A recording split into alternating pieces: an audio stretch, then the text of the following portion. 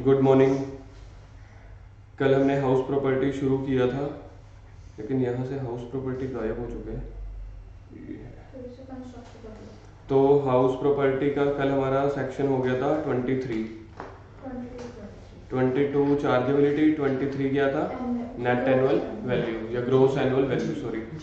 तो हमारा हो चुका था 22 में चार्जेबिलिटी, ठीक है, जहाँ ओनर के पास टैक्स लगता है, रेंट की कलेक्शन होनी चाहिए, ये सब चीज़ें थी। 23 में जीएवी आप निकालते थे। तो आज हम शुरू कर रहे हैं सेक्शन 24, डिडक्शंस।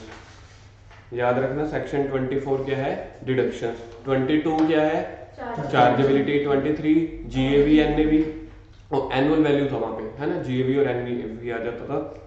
और 24 क्या है हमारे पास, डिडक्शन। सिर्फ एक बार ना मैं जीएवी का फॉर्मूला, एनएवी का फॉर्मूला बोलता हूँ क्या होगा। सबसे पहले आपको हायर कंपेयर करना होता था, हायर, लोअर, हायर। हायर किस किस में था, म्यूनिसिपल वैल्यू और फेयर वैल्यू में। वो जो निकल के आ जाते थे हायर फिगर, उसको किसके साथ कंपैरिजन करते थे, स्टैंडर्ड रेंट। तो इन दोनों में जो लोअर होता था वो निकल के आता था एक्सपेक्टेड रेंट बोलते थे।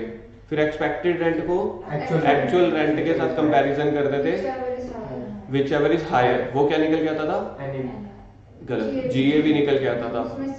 उसमें से म्यूनिसिपल टैक्सेस एक्चुअल पेड वाले एक्रूवल बेसिस पे मिलेंगे, नहीं मिलेंगे, एक्चुअल पेड वाले माइनस कर दोगे तो एनएवी आ जाता था।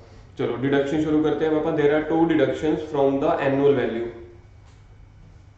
सबसे पहले 30% ऑफ एनएवी, यानी कि जीएवी नहीं, एनएवी का 30% आपको अलाउ हो जाएगा। एक बार के लिए अगर मैं मान लेता हूँ जीएवी आपके पास निकल के आई 30,000, लेस आपने म्यूनिसिपल टैक्सेस पे करे, समझ लो 4,000 रुपये, तो बाकी आपके पास कितना बच गया, मुझे बताओगे। 26,000 को हम क्या बोलते हैं, एनएवी। अब आपको एनएवी का मतलब है इतने आपकी ना टोटल इनकम में ऐड हो जाएगी। समझ लो मेरे पास सैलरी है टोटल 8 लाख की, प्लस मेरी बिजनेस हाउस प्रॉपर्टी इनकम हो जाएगी 26,000 की। लेकिन वो कह रहे हैं 26,000 की नहीं होगी, क्योंकि आपके घर के भी तो खर्चे होते रहते हैं ना। कभी सीवरेज के खर्चे हो गए, छोटी मोटी रिपेयरिंग के हो गए, या नॉर्मली थोड़े बहुत खर्चे होते हैं, सिक्योरिटी गार्ड को, वॉचमैन को जो आपको देने पड़ते हैं। इन सभी खर्चों को वो बोल रहे हैं टोटल का 30% लगा लो, ये आपके खर्चे हैं, बाकी 70% टैक्सेबल। तो माइनस कर देते हो 30% डिडक्शन, 30% ऑफ 26,000 यानी कि एनएवी निकालो इसको, 7800। ओके, तो बाकी कितना बच जाएगा, टैक्सेबल हाउस प्रॉपर्टी इनकम। नहीं यार, 26,000 में से 8,000 गए, 18,200 रुपये। तो आपके लिए टैक्सेबल हाउस प्रॉपर्टी इनकम कितनी हो जाएगी, 18,200। अब मैं इसको थोड़ा सा और एक्सपेंड करता हूँ। फॉर एग्जाम्पल, एक तो अब आपको ये नोट करना है, ठीक है, बाद में ये कर लेना। फॉर एग्जाम्पल, अगर आप टोटल इनकम निकालने वाले हो, आपके पास ना सैलरी इनकम है 8 लाख की, हाउस प्रॉपर्टी इनकम अब आपकी कितनी लगेगी, देखो 30,000 से पहुंच के 18,200 हो गई थी ना। अगर मैं कैलकुलेट करना चाहता हूँ टोटल इनकम, तो अगर मेरे को टोटल इनकम कैलकुलेट करनी है, तो समझ लो मैंने अज्यूम कर ली मैं सैलरी वाला बंदा हूँ। सैलरी वाले बंदे का हाउस प्रॉपर्टी इनकम हो सकती है, बिल्कुल हो सकती है। तो मेरी हाउस प्रॉपर्टी इनकम आएगी 18,200, ना कि 26,000, ना कि 30,000। 30,000 में से म्यूनिसिपल टैक्स माइनस कर दिया, एनएवी। एनएवी आपकी टैक्सेबल नहीं होती, टैक्सेबल क्या आएगी, 70% ऑफ एनएवी। तो ये 18,200 इधर चले गए। और मैं मान लेता हूँ मेरी इफोस अदर सोर्सेज की इनकम भी थी, मेरे को इंटरेस्ट मिलता था, ये लो 50,000 मैंने ये मान लिया। तो मेरी ये आ गई टोटल इनकम।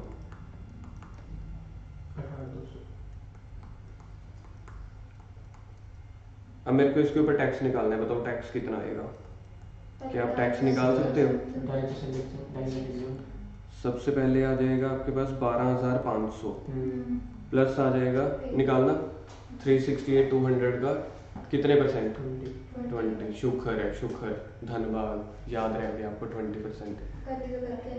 नहीं तो आपने बोल देना था 5%। 73,640, इसमें आप ऐड कर देते हो 4% सेस, 89586। ये आपका टोटल टैक्स आ गया। ऐसे निकलते होते हैं आपके जो टोटल क्वेश्चंस होंगे ना बड़े वाले, वो ऐसे निकलेंगे, जहाँ पे आपको क्या दिया होगा, सैलरी, मतलब कोई 5 हेड में से 2-3 चीज़ें तो ऐसे ही दे देंगे कि आपकी सैलरी इतनी है या अदर सोर्सेज इतनी है। किसी एक हेड की थोड़ी सी डिटेल बाइफिकेशन दे देते हैं, हो सकता है 2 हेड्स की डिटेल बाइफिकेशन दे दें। तो जल्दी से इसको बना लो पहले एक बार के लिए। ये वही है स्टैंडर्ड डिडक्शन जो पिछले क्वेश्चन में 30%। हाँ हाँ, जो अपने किसी किसी चैप्टर्स में लेते थे ना अपन, तो ये वो है। और सैलरी का 50,000। यहाँ पे अभी मैंने टोटल में से कोई डिडक्शन नहीं दी, 868 में से मैंने एज्यूम कर लिया सारी की सारी टैक्सेबल है।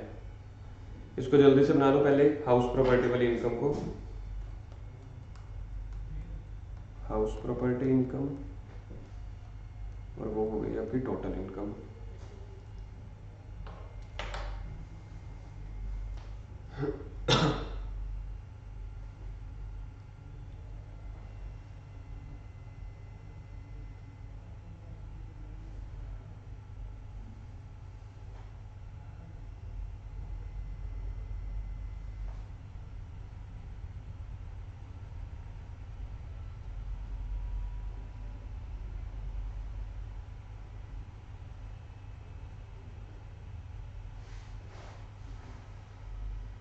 थोड़ा सा फास्ट करो प्लीज, जल्दी।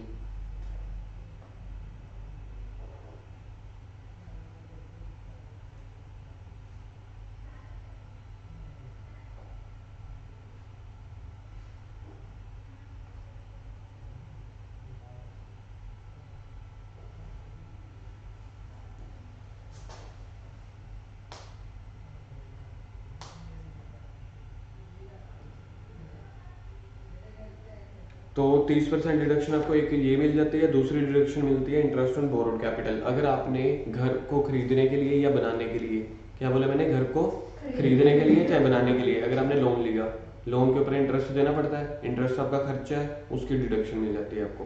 तो सबसे पहले 30% of NOV is allowed as a deduction.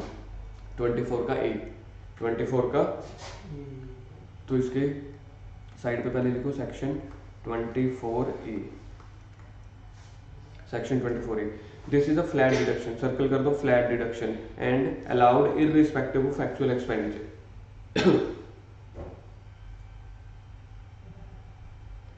Allowed irrespective of actual expenditure. कह रहे हैं आपके खर्चे चाहे 10% भी हुए हो चाहे ना भी हुआ हो, 30% आप हमेशा के लिए ले लेना, चाहे 50% हो जाए, हम देंगे कितनी, 30%। Assessee will not be entitled to deduction of 30% अगर आपकी एनुअल वैल्यू नील है। जब इनकम जीरो है तो एक्सपेंस भी जीरो। अब आप ये थोड़ी कहोगे हाउस प्रॉपर्टी से लॉस हो गया, हाउस प्रॉपर्टी का लॉस निकलेगा इंटरेस्ट ऑन कैपिटल वाला। अगर आप इंटरेस्ट दे रहे हो लोन के ऊपर, कैपिटल नहीं, लोन के ऊपर, तब हाउस प्रॉपर्टी मतलब वो इंटरेस्ट आप माइनस कर सकते हो। क्यों? क्योंकि वो खर्चे आपके सच में गए हैं, वो इंटरेस्ट सच में गया, उसके लिए आप लॉस निकाल सकते हो, इसके लिए नहीं।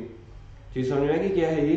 सबसे पहला क्या है, फ्लैट डिडक्शन मिल जाएगी आपको 30%। दूसरा बोल रहे हैं कि अगर आपकी एनएवी जीरो है, नील है, सेल्फ ऑक्युपाइड वाले केसेस में, तो वहां पे थोड़ी 30% माइनस करने देंगे।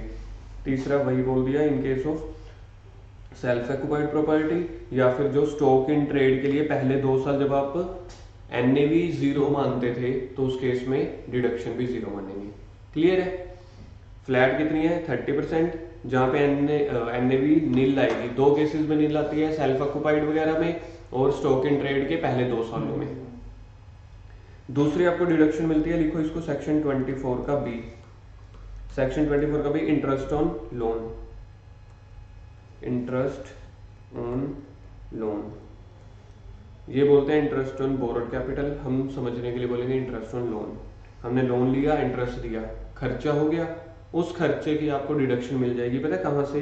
इस क्वेश्चन में अगर मैं बोलूँ 18,200 में से, यानी कि 26,000 में से 7,800 आप ये माइनस कर देते हो, 26,000 में से 7,800 आप ये माइनस कर देते हो, प्लस आप इंटरेस्ट भी माइनस कर दोगे। तो आपका समझ लो, अगर मैं कहता हूँ कि 1,500 रुपए का इंटरेस्ट है, तो 18,200 में से 1,500 इंटरेस्ट भी माइनस कर देते हो। डन? तो यहाँ पे अगर मैं इसको यहाँ पे बना देता हूँ, 30% वो डिडक्शन है और इंटरेस्ट ऑन लोन है, अभी के लिए अपन मान लेते हैं 0 है, तो यहाँ से ये भी माइनस हो जाएगा।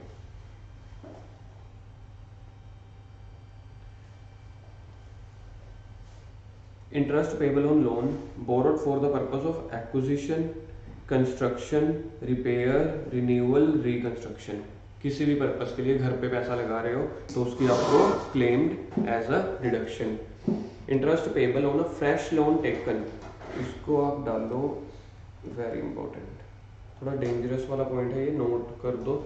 Interest payable on a fresh loan taken to repay the original loan raised earlier for the aforesaid purpose is also admissible, circle कर दो, ऑल्सो एडमिसिबल, खुद पढ़ो एक बार।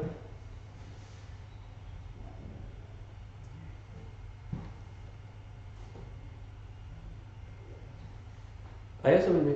पिछला लोन देने के लिए नया लोन लिया तो उसकी भी इंटरेस्ट पे करोगे ना, तब भी मिलती रहेगी। आगे interest for pre acquisition pre construction period, interest for pre construction period यानी कि अभी आपकी कंस्ट्रक्शन चल रही है या फिर अभी तक आपका घर बना ही नहीं है, तब भी आपको डिडक्शन मिल जाएगी। क्योंकि देखो आप लोन लेते हो, आपको घर बनाने के लिए 2 साल का टाइम लग गया, ठीक है, जब आपने घर बनाया तो पैसे तो उठाए होंगे, इंटरेस्ट तो तब भी दिया होगा। अब आप ये थोड़ी कह सकते हो, मतलब इनकम टैक्स वाले ये नहीं कह सकते कि अभी तक तो आपका घर है ही नहीं, जब घर ही नहीं है, हाउस प्रॉपर्टी की इनकम ही नहीं है, फिर क्यों? तो प्री एक्विजिशन वाले का भी वो दे देते होते हैं, क्यों? क्योंकि आपने सच में तो पैसा घर के लिए लगाया ही हुआ है ना, इसलिए। Pre construction period is the period prior to the previous year in which property is acquired और कंस्ट्रक्टेड, यानी कि अगर आपका 19-20 में मकान बन के तैयार हो गया तो उससे पहले वाले पीरियड को क्या बोलेंगे? वो 19-20 को नहीं, मतलब 18-19 को। Pre construction period is the period prior to the previous year in which property is acquired या constructed. Interest payable on borrowed capital for the period prior to previous year in which property has been acquired और constructed, यानी कि pre construction interest हो गया ना, या आप इसको प्री पीरियड इंटरेस्ट बोल लो। As reduced by any part thereof allowed as a deduction under any other provision, circle करो, under any other provision can be claimed as deduction over a period of 5 years, circle कर देना, 5 years in equal instalment. इसका मतलब है कहने का, समझ लो अगर आपके पास टोटल इंटरेस्ट बन रहा है 3 लाख रुपीज, उसमें से ना किसी भी तरीके से ना 40,000 की डिडक्शन आपको इनकम टैक्स में या जीएसटी में, या उन्होंने बोला under any provision of the act, GST नहीं, under any provision, capital gain में मिल गई, समझ लो कॉस्ट ऑफ एक्विजिशन का पार्ट बन गया, या कुछ भी आप कह सकते हो, पीजीबीपी में आपका वो पहले वाला पीरियड हो गया। अगर आपको किसी भी तरीके से पहले कोई भी डिडक्शन मिली है तो इस पीरियड में आपको 2,60,000 की डिडक्शन मिलेगी, समझ गए? 3 लाख का आपने क्या किया? इंटरेस्ट पे किया, 40,000 की डिडक्शन मैं एज्यूम करता हूँ पीजीबीपी में मिल गई होगी, किसी भी तरीके से लगा लो, under any provision of this act. तो बाकी कितना बच गया? रिमेनिंग 2,60,000, उसी की डिडक्शन मिलेगी, डिवाइडेड बाय कर दो 5 इंस्टॉलमेंट में मिलेगी, यानी कि हर साल कितनी मिलने वाली है? 260 डिवाइडेड बाय 5 करके, एसएलएम मेथड के थ्रू। मतलब 260 की वो इकट्ठी नहीं दे देंगे जिस साल में आपका मकान बन के तैयार हो गया, वो कह रहे हैं जिस साल में आपका मकान बन के तैयार हो गया 5 सालों में देंगे, मिलेगी 260 की ही, मिलेगी 5 इंस्टॉलमेंट्स में। क्लियर है? Commencing from the year of acquisition और कंप्लीशन ऑफ कंस्ट्रक्शन, कब से स्टार्ट हो जाएगी? जिस साल में बन गया था। अब देखो अगर मैं यहाँ पे एग्जांपल लेता हूं,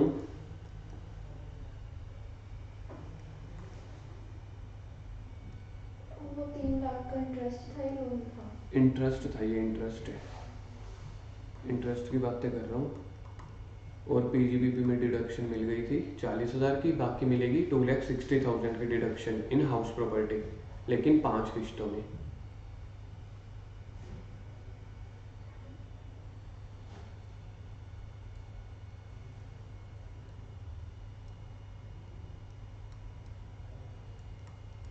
ये देखो स्क्रीन पे देखो एक बार के लिए, मैंने लोन लिया फॉर एग्जांपल इस डेट पे, ठीक है, तो मेरा 1 लाख, अब मैं इंटरेस्ट पे कर रहा हूँ, 1 लाख इधर, 1 लाख इधर, 1 लाख इधर, तो टोटल कितना हो गया? 3 लाख इंटरेस्ट। तो मेरा हाउस कंप्लीट कब हुआ? 4th ईयर में। तो मेरे को 3 लाख की, समझ लो 40,000 की डिडक्शन पीजीबीपी में मिल गई थी। तो मैं वही वाला एग्जांपल को कंटिन्यू करता हूँ। पीजीबीपी में मैंने एज्यूम कर लिया मिल गई होगी, ठीक है। तो बाकी कितना बच गया 2,60,000। तो 2,60,000 को डिवाइडेड बाय कर दो 5 से, तो कितना आएगा 52,000 पर एनम। मिलेगी कब से, जो चौथा साल होगा ये आपका पहला हो जाएगा डिडक्शन के लिए, यानी कि यहाँ पे, फिर 5वें में, फिर 6वें में, फिर 7वें में, फिर 8वें में, 5 साल हो गए देखो। तो यहाँ पे डिडक्शन कितने की मिल जाएगी पहले साल 52,000 की। अच्छा, अगर मान लो कि हमारी कोई इनकम नहीं है तो फिर ये हाउस प्रॉपर्टी का लॉस बन जाएगा, बिल्कुल बिल्कुल और हेड से सेट ऑफ कर लेंगे, बिल्कुल। तो ये आपका लॉस बन जाएगा। तो 52 की यहाँ पे भी मिल जाएगी, 52 की यहाँ पे भी। मतलब मेनली बात फिर से मैं एक बार करता हूँ, यहाँ पे आप फिर से रीड आउट करते हैं, as reduce by any part thereof allowed as a deduction under any other provision. और प्रोविजन में तो मिल सकते हैं ना, हो सकता है कैपिटल गेन में आपने इसको कॉस्ट ऑफ एक्विजिशन का पार्ट मान लिया हो 40,000 को सिर्फ, तो 40,000 की दोबारा नहीं मिलेगी। Can be claimed as a deduction over period of 5 years in equal annual equal instalment commencing. ये वर्ड ज्यादा जरूरी था, सबसे इंपॉर्टेंट, इस पे हाथ बनाओगे। Commencing from the year of acquisition या फिर कंस्ट्रक्शन कंप्लीट। तो मेरी कंस्ट्रक्शन कंप्लीट हुई है 4th ईयर में, तो मेरे को इंटरेस्ट तो देखना है यहां तक का। इसको आप क्या बोलते होते हैं, इसको आप बोलते हैं pre construction interest. Pre construction interest. अगर ये जिसका घर बन रहा था वो आगे अगर किसी और को बेच देता है कंस्ट्रक्शन के बाद, तो वो भी इंटरेस्ट रिडक्शन उसको मिलती है। तो अब यहाँ पे क्या है कि 5 साल के लिए डिडक्शन मिलेगी, तो टोटल डिडक्शन होगी आपके 3 लाख। बाकी उस साल तो जो आप दे रहे हैं दे रहे हैं।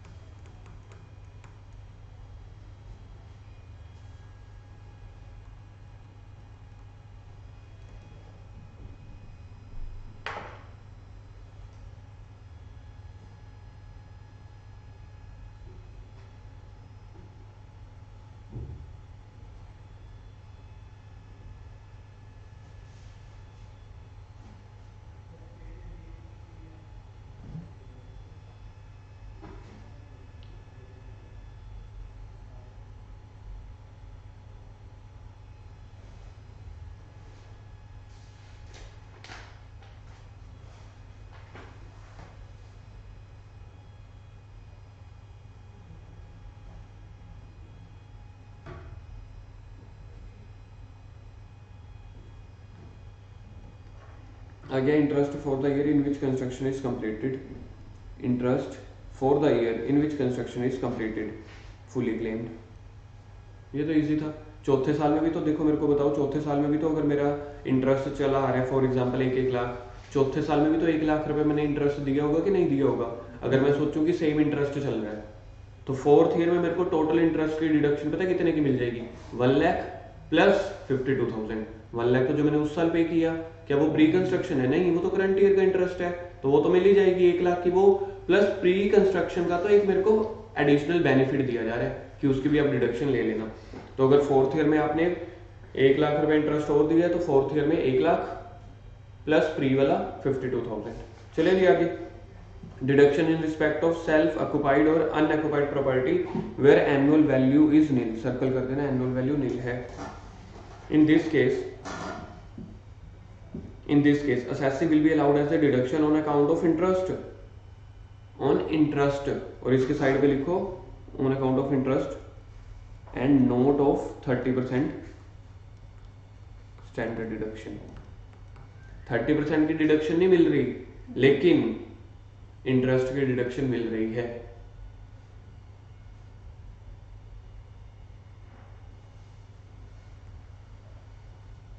लिख दो, इंटरेस्ट की डिडक्शन तो मिलती रहेगी। इंटरेस्ट की डिडक्शन तो मिलती रहेगी even if NAV is nil. Even if NAV is nil. क्या आपको ये पॉइंट समझ में आ गया? ऊपर कह रहे थे 30% डिडक्शंस नहीं मिलेंगी, क्योंकि ऊपर अभी अपन ने पढ़ा था 24A। 24 का A क्या बोल रहा था कह रहे थे अगर आपकी सेल्फ ऑक्युपाइड वैल्यू मतलब सेल्फ एक्वायर्ड प्रॉपर्टी की जीएवी एनएवी 0 है तो हम 30% डिडक्शन देंगे नहीं देंगे, लेकिन कह रहे हैं इंटरेस्ट की देंगे क्योंकि इंटरेस्ट आपका एक्चुअल में खर्च हुआ था। Deduction in respect of self occupied या unoccupied where annual value is nil. तो बच्चे यहाँ पे कंफ्यूज हो जाते हैं, कई बार, लेकिन है नहीं इतना ज्यादा कंफ्यूजन वाला point. In this case assessee will be allowed as a deduction on account of interest, तो इसको सर्कल कर देना इंटरेस्ट को ना, including 1/5 of the accumulated interest of pre construction. कह रहे हैं अगर तो आप उस साल का कोई दे रहे हो, उस साल का अगर आप दे रहे हो वो तो है ही है, लेकिन साथ साथ आपको इंटरेस्ट की डिडक्शन भी मिल जाएगी।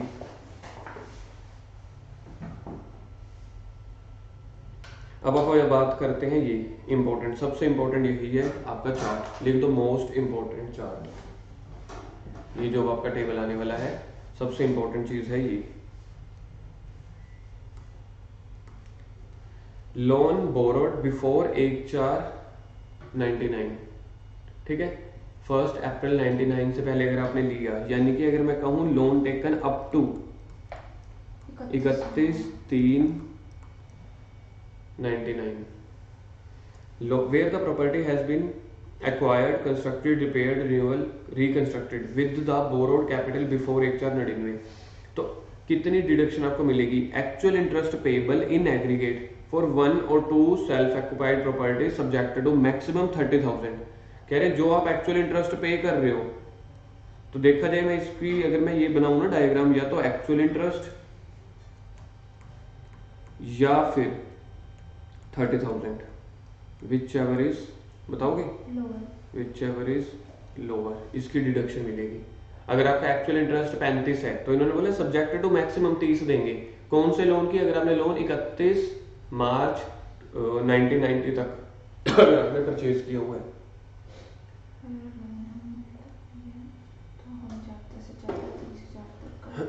दूसरा आपके पास है अगर लोन आपने लिया 1/4/99 या उसके बाद, where the property is acquired or constructed with the capital borrowed on or after 1/4/99 and such acquisition or construction is completed within 5 years from the end of the financial year in which capital was borrowed।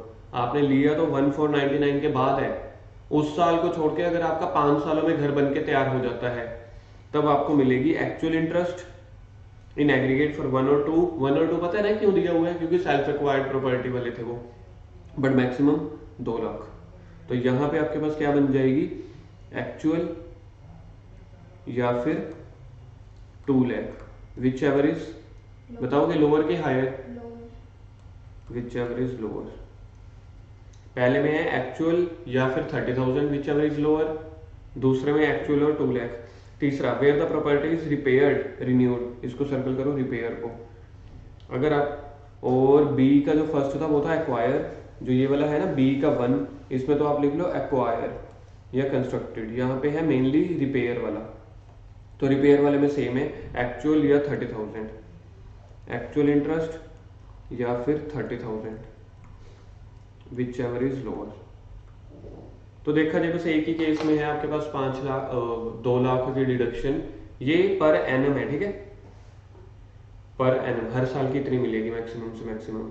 तो अगर आपने loan लिया 1/4/99 से पहले तो actual या फिर 30,000, which ever is lower. अगर आपने लिया 1/4/99 के बाद रिपेयर के लिए फिर से एक्चुअल और 30,000। अगर आपने घर बनाने के लिए मतलब खरीदने के लिए या पहली बार बनाने के लिए लिया, और अगर आप 5 साल में बना देते हो तो एक्चुअल और 2 लाख। अगर 5 साल में नहीं बनाते एक्चुअल और 30,000। तो बाकी केसेस में एक्चुअल और 30,000। The total interest deduction under section A and B, A और बी कौन से हुए? ये वाले, चाहे पहले वाला लोन हो चाहे कुल मिला के हम एक साल में 2 लाख से ज्यादा नहीं देंगे। मतलब कहीं आप कहो कि हमने 2 लोन लिए हुए हैं तो 30,000 वो दे दो, 2 लाख ये, कह रहे नहीं, मैक्सिमम फिर भी 2 लाख रहने वाला है आपका। Illustration number 3, Mr. Manas owns 2 house properties.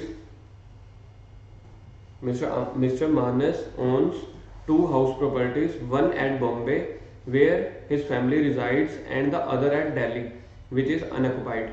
He lives in a Chandigarh for his employment. घर एक बॉम्बे में एक दिल्ली में है, बेचारा चंडीगढ़ जॉब कर रहा है, वाह। पीजी में रहता है। For his employment purpose in a rented house for acquisition of house property eight Bombay. ठीक है, बॉम्बे की बात हो रही है। He has taken a loan, Bombay वाले में उसने लोन लिया 30 लाख का 1/4/18 को। Okay. He has not repaid any amount so far, यानी कि अभी इंटरेस्ट पे ही करता चला जा रहा होगा। कितना इंटरेस्ट पे कर रहा होगा बताओगे मुझे? 3 लाख हर साल का 3 लाख। 3 लाख। ही उसके बाद है for the Delhi he has taken a loan, Bombay के लिए हो गया, फिर हो गया दिल्ली के लिए। दिल्ली के लिए वो कितने का लोन ले रहा है? 5 लाख। 5 लाख का 1/10/18 को लिए टुवर्ड्स रिपेयर, यानी कि यहाँ पे तो 30,000 वाली डिडक्शन मिलेगी इसको, समझ गए? रिपेयर वाले के लिए तो यहाँ पे 30,000 वाली लिमिट लगने वाली है। Compute the deduction which would be available to him under section 24 का बी। 24 का बी की होती थी आपके पास, 24 का ए होती थी स्टैंडर्ड डिडक्शन 30%, बी होते थे इंटरेस्ट। ए में स्टैंडर्ड डिडक्शन 30% हो गया, तो ये नहीं 30,000 वाला मैक्सिमम 30,000। देखो 24 का ए और 24 का बी कहाँ पे अच्छा है? 24 का है तो ये फॉर असेसमेंट ईयर 2021, तो असेसमेंट ईयर 2021 है। प्रीवियस ईयर कौन सा हुआ? प्रीवियस ईयर हुआ 19-20, जबकि उसने लिया 18-19 में, दोनों ही उसने लोन लिया 18-19 में, है ना? तो इन respect of interest payable on such loan. अब देखो यहाँ पे इंटरेस्ट इन्होंने क्या क्या दिया हुआ है। सबसे पहला, अगर मैं बॉम्बे वाले प्रॉपर्टी की बात करता हूँ, 3 लाख का 10% कितना हो गया? 3 लाख का 10% 3 लाख, लेकिन मैक्सिमम कितने मिलने वाला है? 2 लाख। तो पहला आंसर इन्होंने निकाला 2 लाख का। दूसरा आपके पास आया है 5 लाख का 11% 55,000, लेकिन रिस्ट्रिक्टेड, मैक्सिमम कहाँ तक? लोअर 30,000। तो टोटल कितना हो गया? 2,30,000। बट ये बोल रहे थे कि 24 के बी का जो नीचे वाले पार्ट थे, ठीक है, उसमें से टोटल डिडक्शन हम देंगे कितने की? 2 लाख की। तो 2,30,000 और 2 lakh whichever is lower.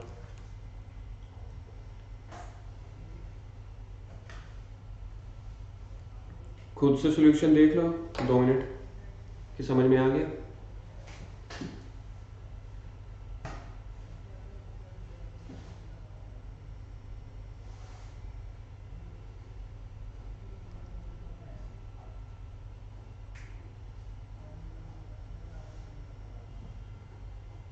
Done, पता लग गया 24 बी कौन सा है? 24 बी के अंदर ही है। क्लास सुबह है, इसका मतलब ये थोड़ी है सोते रहने। नहीं, मैं सो नहीं रही, मैं ज्यादा जाग रही हूँ इसी वजह से। हाँ, ज्यादा भी नहीं जागना। चले point number 2, certificate to be furnished for the purpose of claiming deduction of ₹2 lakh as per B का 1 in the table given above. The assessee should furnish a certificate from the person to whom any interest is payable. यानी कि certificate कहाँ से लेना है? To whom, bank से नहीं यार। अगर आप नॉर्मली हाँ बैंक रहेगा, लेकिन हो सकता है आप किसी और से भी तो ले सकते हैं, जनरली बैंक रहते हैं। Certificate from lender, is this the correct word? Yes sir. Specifying the amount of interest payable by the assessee for the purpose of such acquisition or construction of the property this is। ठीक है, clear है? तो certificate किससे लेना पड़ेगा? Lender से, जिससे आपने लोन ले रखा है।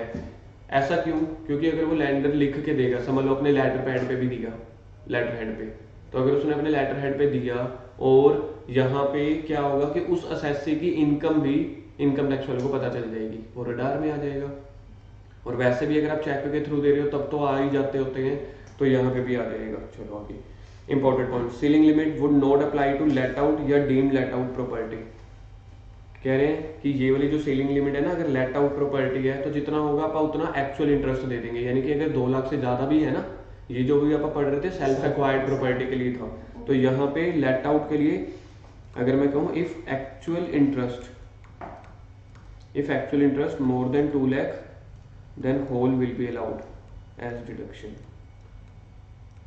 देन होल विल बी, ये आपको आगे क्वेश्चन आएगा वहां पे समझ आ जाएगा। Whole will be allowed as deduction if actual interest is more than 2 lakh.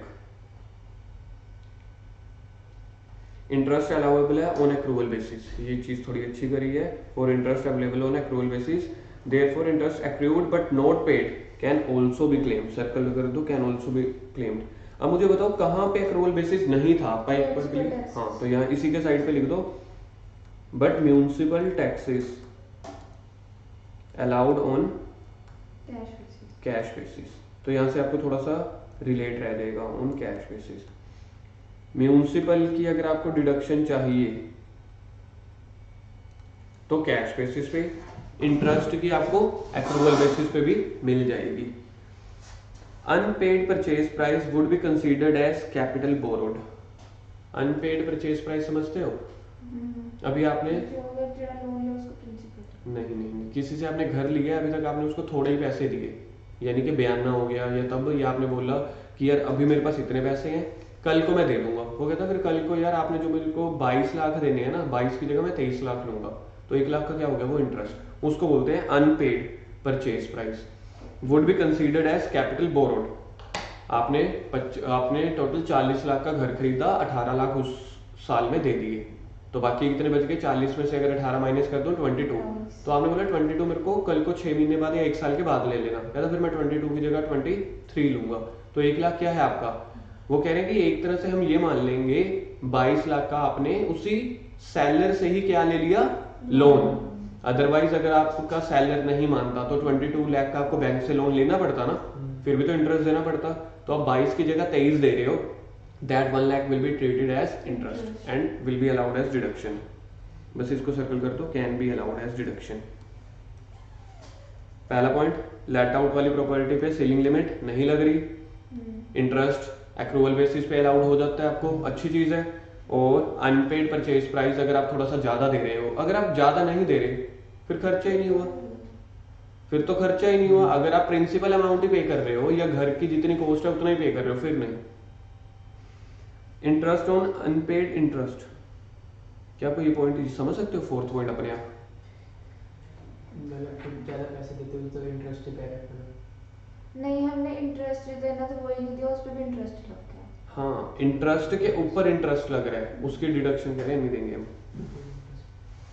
Interest on loan है, ठीक है, उसकी डिडक्शन तो हम आपको दे रहे हैं। समझ लो आप इंटरेस्ट नहीं पे कर पाए, वो बंदा कह रहा है कि इसको मैं प्रिंसिपल अमाउंट में जोड़ दूंगा, या फिर जो मुझे आपने इंटरेस्ट पे नहीं किया इसके ऊपर भी उसने पेनल्टी का इंटरेस्ट लगा दिया, उसकी डिडक्शन नहीं मिलेगी। ओरिजिनल लोन के ऊपर जो इंटरेस्ट है उसकी डिडक्शन मिलेगी, इंटरेस्ट के ऊपर इंटरेस्ट की डिडक्शन नहीं मिलेगी। इसको आप ऐसे बनाते हैं, इंटरेस्ट ऑन लोन अगर मैं कहूं डिडक्शन मिल जाएगी। उसके बाद आपके पास है इंटरेस्ट ऑन इंटरेस्ट, इसकी डिडक्शन नहीं मिलेगी। हम आपको इंटरेस्ट की डिडक्शन दे रहे हैं, आप तो ब्याज के ऊपर ब्याज लगा रहे हो।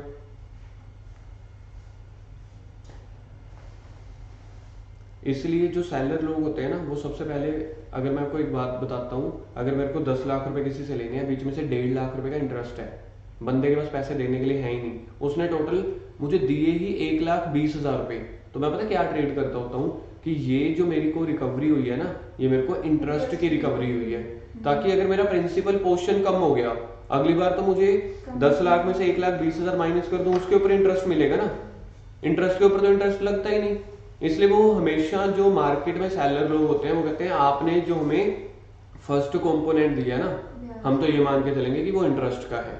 अगर आपकी ईएमआई बन जाती है वो अलग चीज है, ईएमआई में कुछ पोर्शन इंटरेस्ट का होता है, कुछ प्रिंसिपल का, वो तो एग्रीमेंट डिसाइडेड है। यहाँ पे मैंने एक कंपोनेंट की बात करी, 10 लाख रुपए प्लस 1.5 लाख देना था, अभी तक आपने कितना दिया? सिर्फ 1,20, तो मानेंगे अभी तक आपने इंटरेस्ट कंपोनेंट रीपे किया, ना कि प्रिंसिपल। चार्ट ये तो आप अपने आप खुद देख लेना, ठीक है, काम आएगा बहुत ही। उसके बाद आपके पास computation of income from the house property for different categories of property, मतलब है कुछ नहीं, इन्होंने बहुत ज्यादा बना दिया। जब आपने ऊपर कल वो देखे थे ना, कुछ लेट आउट, कुछ थ्रू आउट द पीरियड, कुछ वैकेंट, कुछ अनरियलाइज्ड, कुछ एरियर ऑफ रेंट, उसके सभी के इन्होंने फॉर्मेट बना के एग्जांपल दे दिए। सबसे पहले अपन देखते हैं property let out through out the year. Through out the year का मतलब क्या होता था? पूरा साल। हाँ लिखो, होल ईयर रेंटेड है, होल ईयर रेंटेड। थोड़ा सा अब आपका रिवाइज हो जाएगा ये।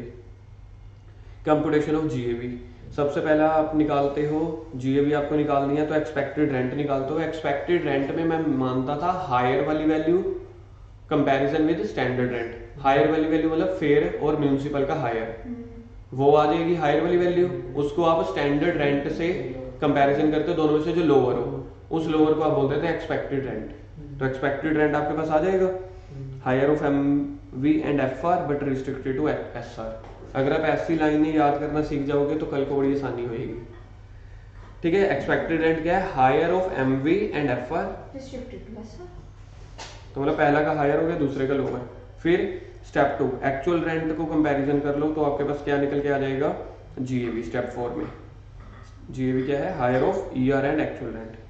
चले आगे, माइनस कर दो म्यूनिसिपल टैक्सेस, क्या आ जाएगा? एनएवी। एनएवी में से क्या माइनस कर दो? 30% डिडक्शन और इंटरेस्ट, तो आ जाएगा इनकम फ्रॉम हाउस प्रॉपर्टी। इसको आप टैक्सेबल भी लिख सकते हो, taxable income from house property. ये तो हमने देख ही लिया था। चलो क्वेश्चन देखते हैं पापा।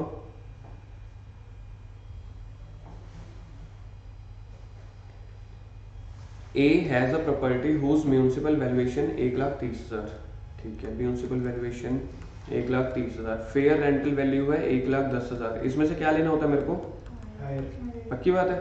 तो यहाँ पे आ गया मेरे पास 1,30,000 हायर वाला। ठीक है, उसके बाद क्या है? And standard rent fixed by control act 1,20,000। 1,20,000। अब इसको मैं देखूंगा लोअर, तो मेरे पास नेट फिगर क्या आ गई? 1,20,000। लोअर क्या हो गई? 1,20,000। ठीक है, देखते हैं आगे। Property was let out for a rent of 11,000 per month through out the previous year. तो मेरे पास एक्सपेक्टेड रेंट तो आ चुका है ना, 1,20,000।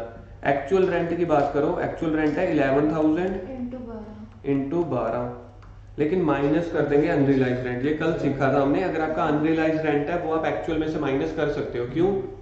क्योंकि मिला ही नहीं। तो 11,000 इंटू 12 कितना होता है? 1,32,000 माइनस 11,000, 1,21,000।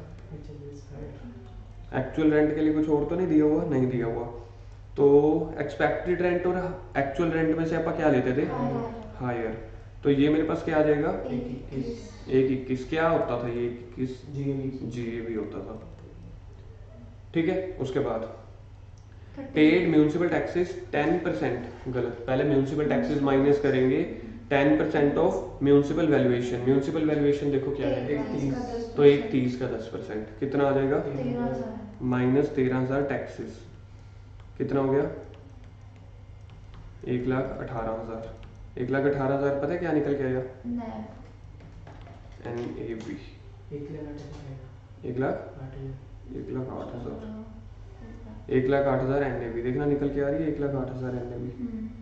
ठीक है, उसके बाद देखो कुछ इंटरेस्ट दिया हुआ है, दिया हुआ इंटरेस्ट। ठीक है, तो अब माइनस कर देते हो तो दो चीजें। अब 30% डिडक्शन इंटरेस्ट लेस करने के बाद करेंगे कि एनएवी की करेंगे? सीधे दिया हुआ 30% ऑफ एनएवी, 30% ऑफ 1,08,000, 32,400। ये आपके पास किस सेक्शन में होती थी डिडक्शन? 24B में इंटरेस्ट। वो कितना दिया हुआ है? सीधा ही दिया हुआ 40,000। कितना आ जाएगा?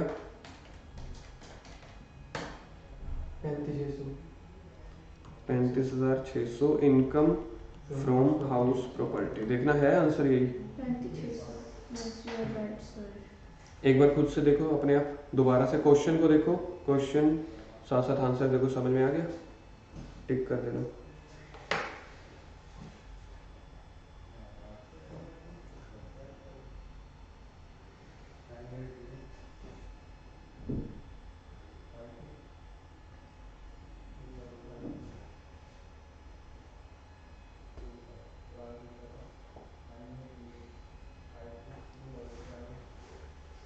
चल सकते हैं आगे। अगला जो क्वेश्चन करेंगे वो आप लोग कॉपी पे करोगे रफली। ठीक है, कुछ ऐसे हेडिंग्स नहीं डालनी, लेकिन करोगे अब खुद आप अगर कोई क्वेश्चन आता है तो। आगे late out property vacant for the part of year. ये भी कल हमारे पास आए थे, समझ गए आप? कल हमारे पास ऐसे टॉपिक्स आ रहे थे जहाँ पे वो बोल रहे थे कि उनकी क्या क्या ट्रीटमेंट करनी है। फिर से वो टॉपिक का फॉर्मेट विद इलस्ट्रेशन अब दे रहे हैं, vacant for part of year. तो GAV कैसे निकलती थी, वो तो एक्सपेक्टेड रेंट के साथ, एक्सपेक्टेड रेंट सेम है, एक्चुअल रेंट स्टेप 2 में देखूंगा क्या है, actual rent receivable for late out period less unrealised rent, अभी भी देखा था हमने, अभी भी देखा था ना, माइनस किया था 11-12 हजार कुछ ऐसा। फिर उसके बाद था आपके पास ER को एक्चुअल रेंट के साथ कंपैरिजन कर लो, वो तो हमेशा ही करते हैं।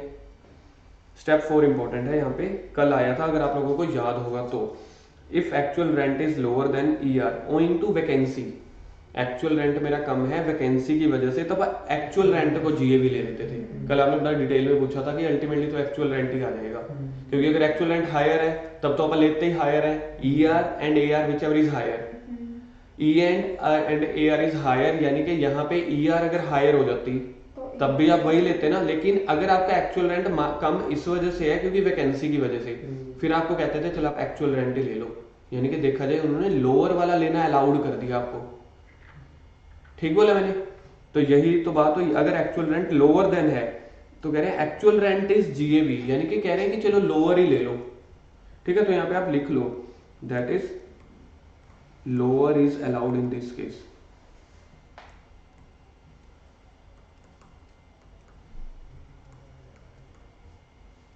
Lower is allowed in this case. मुझे बताओ ये जर्नल प्रोविजन हो गया कि एक्सेप्शन हो गई, एक्सेप्शन, क्योंकि जर्नल प्रोविजन क्या था, ER and AR whichever is higher. Step 4 का सेकंड वाला, if AR is lower than ER due to other reason than ER is GAV, ठीक है, ब्रैकेट में लिख दो जर्नल प्रोविजन, जर्नल प्रोविजन, और ऊपर वाले के ब्रैकेट में लिख देना एक्सेप्शन।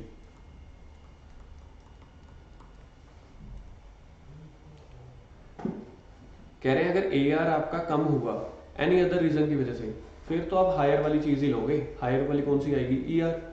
तीसरा, however in spite of vacancy the actual rent is higher than ER, तो एक्चुअल रेंट ब्रैकेट में फिर लिख दो जनरल प्रोविजन। यहाँ पे याद करने वाली बात कौन सी है, स्टेप 4 का वही पहला पॉइंट। एक बार खुद से ये तीनों लाइनें फिर रीड करो, देखो क्लियर है आपको, अंडरस्टैंडिंग है इनकी।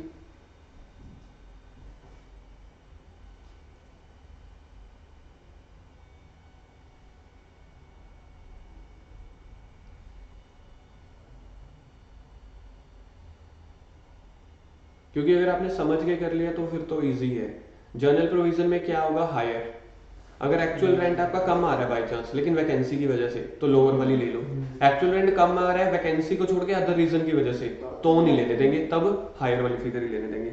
GAV आ गया, उसके बाद तो सेम है, म्यूनिसिपल टैक्सेस 30, इंटरेस्ट। चलिए क्वेश्चन करें आगे, ठीक है। ये क्वेश्चन आप अपने आप ट्राई करो एक बार के लिए, आंसर छुपा के कॉपी पे कर लो, कैलकुलेटर पे कर लो, साइड पे लिख लिख के कर लो, लेकिन थोड़ा फास्ट करो। Ganesh has a properties whose municipal valuation 2,50,000, fair rental value है 2 लाख।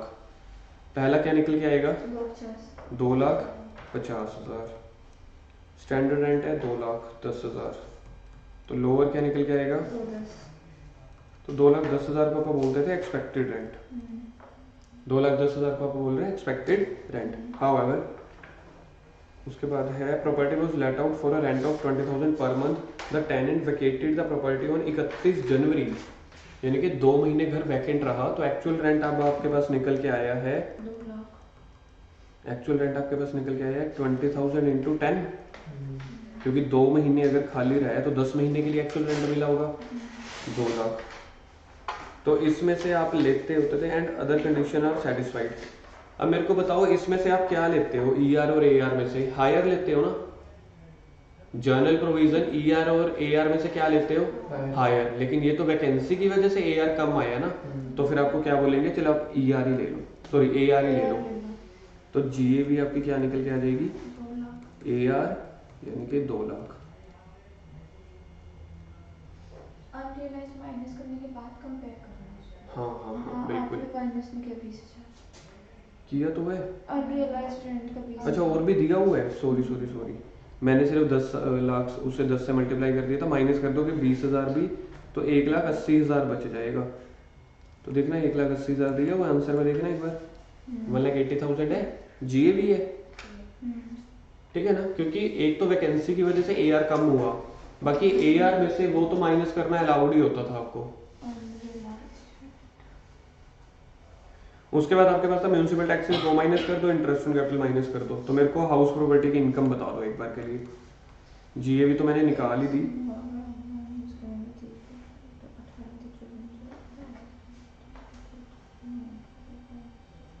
जीएवी तो मैंने निकाल दी, मेरे को हाउस प्रॉपर्टी की इनकम निकाल के दे दो।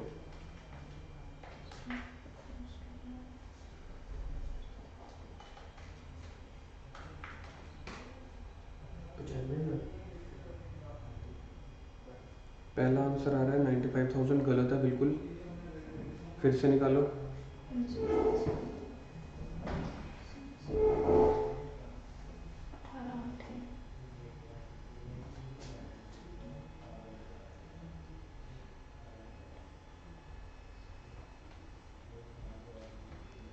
कोई इतना मुश्किल भी नहीं था कि पहली बार में ना निकले आंसर।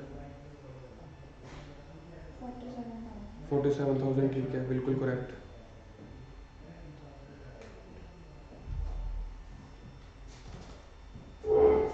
फॉर्मेट में लिख के देख लो अगर नहीं होता तो। जीएवी आ गया 1,80,000, इसमें से टैक्सेस माइनस कर दो, कितना आ रहा है टैक्सेस? टैक्सेस कितने आए थे आपके? 2,50,000 का 8%, 20,000 आ जाएगा आई थिंक। टैक्सेस 20,000 है ना, तो जीएवी में से टैक्सेस माइनस कर दो तो क्या निकल के आ जाएगा? एनएवी निकल के आ जाएगा 1,60,000। इसका 30% 48,000, ये माइनस कर दो, और इंटरेस्ट 65,000, 65 भी हुआ है, तो ये माइनस करके कितना आ जाएगा? 47,000। एग्जाम के क्वेश्चन ऐसे ही आ जाते होते हैं, या एग्जाम के क्वेश्चन ऐसे आते हैं, या ज़्यादा से ज़्यादा क्या आते हैं, एक ही घर है उसमें 2 या 3 यूनिट है, एक सेल्फ ऑक्यूपाइड एक लेट आउट, बस उसमें प्रोपोर्शनेट करना होता है। थर्ड, सेल्फ ऑक्यूपाइड प्रॉपर्टी या फिर अनऑक्यूपाइड प्रॉपर्टीज। 2 केस हमारे हुए हैं। पहला हमारा केस कौन सा हुआ है? Throughout the year, whole year में हमने देख लिया था एक्चुअल रेंट में से सिर्फ अनरियलाइज्ड माइनस कर रहे थे। दूसरा आपके पास हुआ part of the year vacant हो गया, तो उस वैकेंट की वजह से एक्चुअल रेंट कम हुआ, तो कह रहे एक्चुअल रेंट को ट्रीट कर लेना जीएवी। और साथ साथ अनरियलाइज्ड रेंट, वो तो प्रोविजन है, अनरियलाइज्ड रेंट तो माइनस कर ही सकते हो, एक्चुअल रेंट को आपने ले लिया लोअर समझ के क्योंकि प्रोविजन था। थर्ड, सेल्फ ऑक्यूपाइड प्रॉपर्टी या unoccupied properties. Self occupied property में क्या आएगा?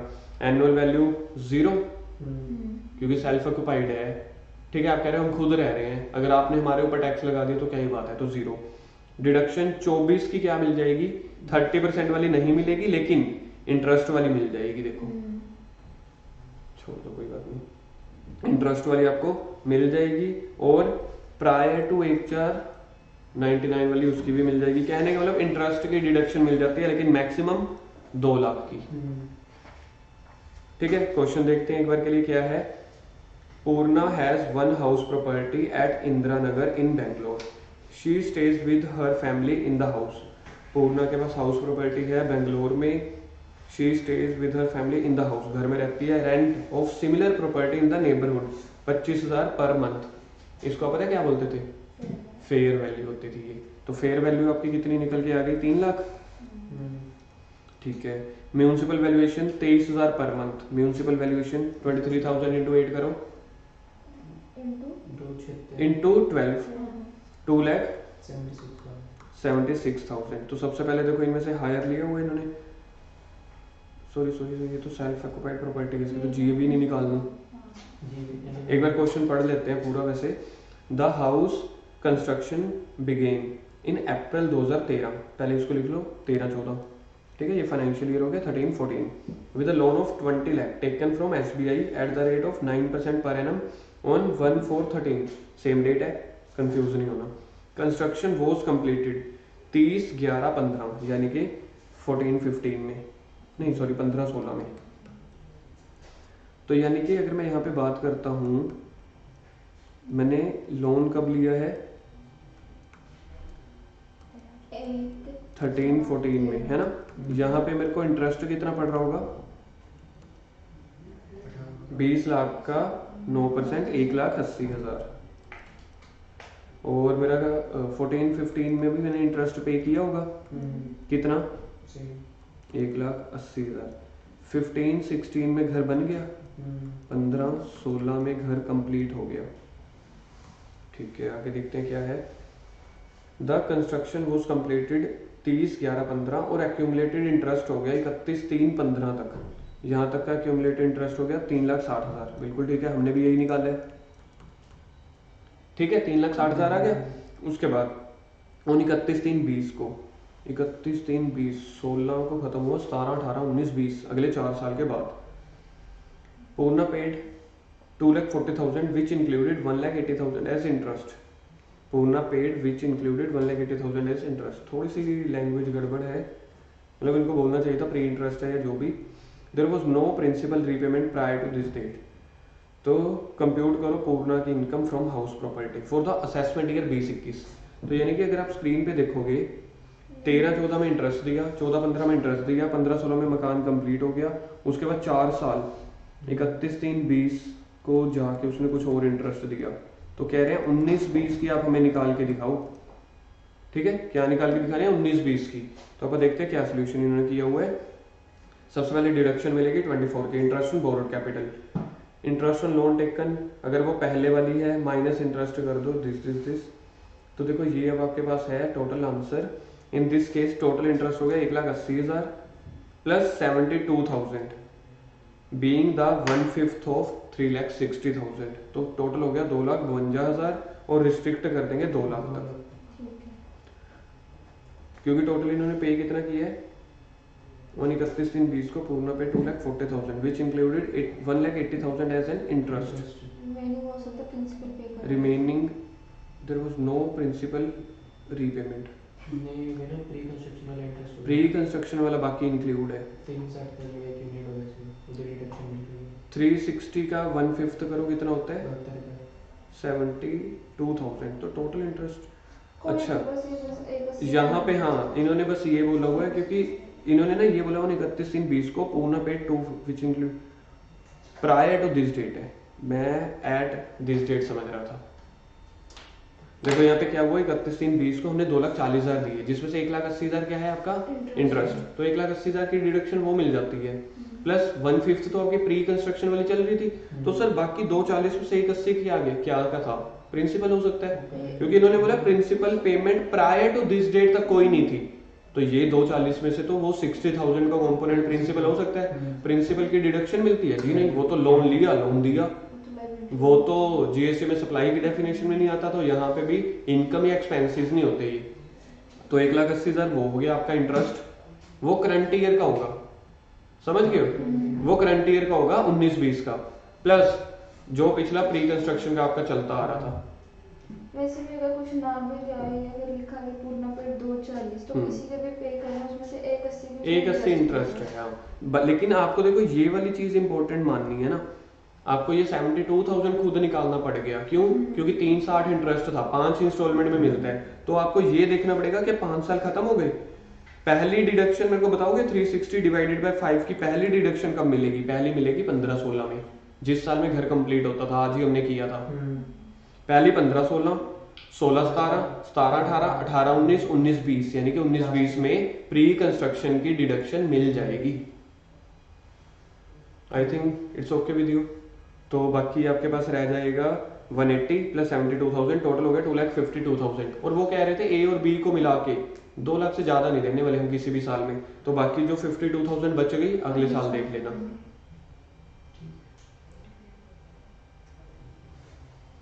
फोर्थ आपके पास निकल के आ रहा है house property late out for part of the year and self occupied for the part of year. ये सेकंड वाले केस की तरह नहीं है। पहला केस क्या था? थ्रू आउट द पीरियड आप दे रहे हो। दूसरा केस क्या था? वैकेंट हो गया था। वैकेंट अलग चीज है। देखो 10 महीने किराएदार आए, 2 महीने नहीं आए। यहाँ पे 10 महीने आप खुद रह रहे हो, 2 महीने किसी और को दे रहे हो। तो पूरे साल का लगता था, तब आप फुल ईयर का ले लेते थे।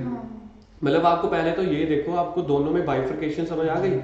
वो क्या था? 2 महीने किराएदार ही नहीं आए, यहाँ पे 2 महीने आप ही रहने आ गए। तो देखते हैं क्या है। ईयर आप क्या लेते हैं? Higher of MV FR restricted, ठीक है, सेम है। एक्चुअल रेंट, एक्चुअल रेंट आप लेते हो लेस करके अनरियलाइज रेंट, सेम है।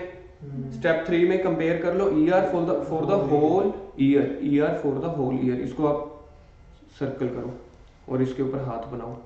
देखा जाए तो यही तो नया पॉइंट आ रहा है। ईआर तो आप होल ईयर की ले लेते थे with the actual rent for the let out period. क्या आपको समझ में आया? ईआर तो ले लो 12 महीने की, कल सीख लिया था। एक्चुअल रेंट ले लो जितना मिलेगा। जीएवी देखते हैं। Higher of ER computed for the whole year and actual rent receivable for the let out period. General provision same है। फोर्थ पॉइंट देखो सेम है। अगर आप बात करें ईयर तो आपने पूरे साल की निकाली और क्या कहते हैं लेट आउट पीरियड का एक्चुअल रेंट आपने उसी का निकाला, उनमें से इन्होंने बोल दिया हायर, बात तो सेम ही हो गई। बस यहाँ पे देखा जाए तो एक स्ट्रेंज बात क्या आई है, ER will be calculated fully. ठीक है, तो यहाँ पे आप लिख दो जो इसका मेन क्रक्स पॉइंट है याद करने वाला, ER calculate for whole year.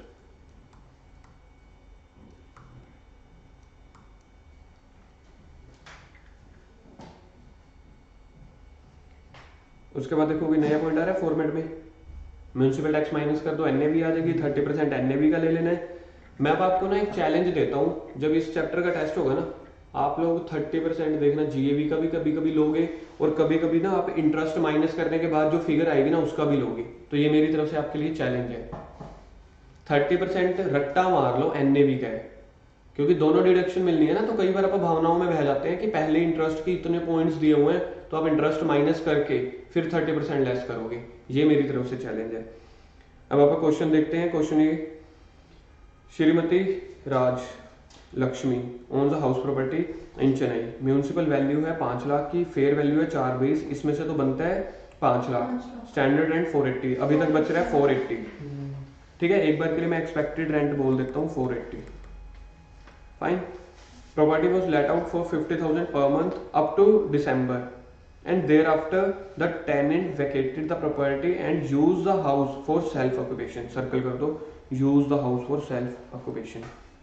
यानी कि यहाँ पे पूरे क्वेश्चन में अगर मैं एक बार के लिए ये छोड़ दूं कि अपना टॉपिक क्या चल रहा है, एग्जाम में थोड़ी आएगा भाई ये टॉपिक का ना हम ये क्वेश्चन पूछ रहे हैं, ठीक है, तो आप अपने आप याद कर लो प्रोविजन, एग्जाम में तो नहीं कुछ पूछा जाएगा। तो आपको यहाँ से आइडेंटिटी होगी कि कुछ वैकेंट, मतलब वैकेंट नहीं हुआ, वैकेंट होने के बाद कुछ सेल्फ एक्वायर्ड कर लिया आपने, तो कुछ लेट आउट और कुछ self. Rent for the month of November December could not be realise in spite of owners effort, ये अनरियलाइज रेंट हो जाएगा, एक्चुअल में से माइनस कर देंगे। All condition are satisfied, municipal tax is 12%, interest 25,000 for the amount borrowed for the repair. Repair का case है, circle करो रिपेयर। यहाँ पे अगर 32,000 होता तो 30,000 लेते। क्या आप खुद ट्राई कर सकते हो ये क्वेश्चन? मेन देखा जाए तो एक्चुअल रेंट निकालने की नौबत है यहाँ पे।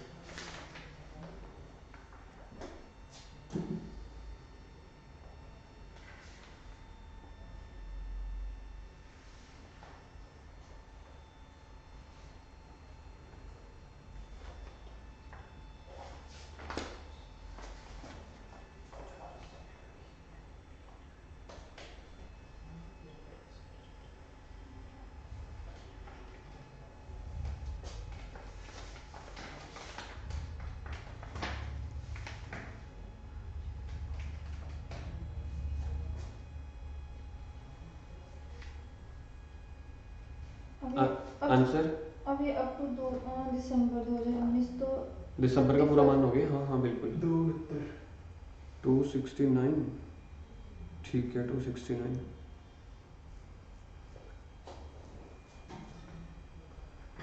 $2,69,000।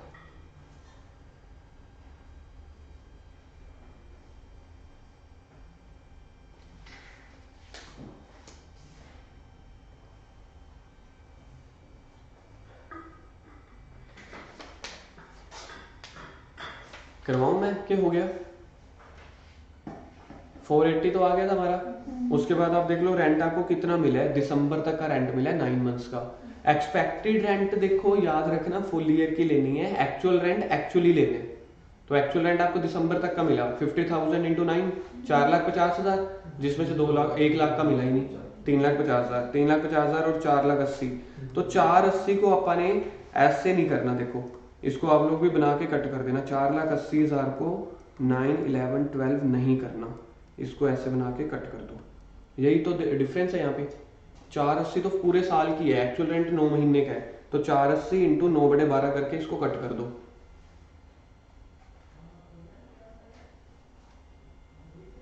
जहाँ पे मैंने किया ना बुक के सोल्यूशन के साथ, वहां पे कर दो पहले। कमल पहले कर लो इसको। आपकी तो स्पीड बड़ी स्लो है, ऐसे तो कैसे होगा। 269।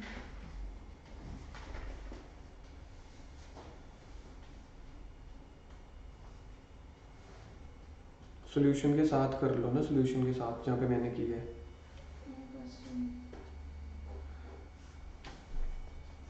उसके बाद आपके पास है deem to be let out. Deem to be let out अगर वो मान लेते हैं, deem to be let out पता है किसको मानते थे? कोई आंसर? तीसरे घर को, या फिर वो 2 साल के बाद वाले को, तो उसको वो मान लेते थे। तो जीएवी क्या आएगी?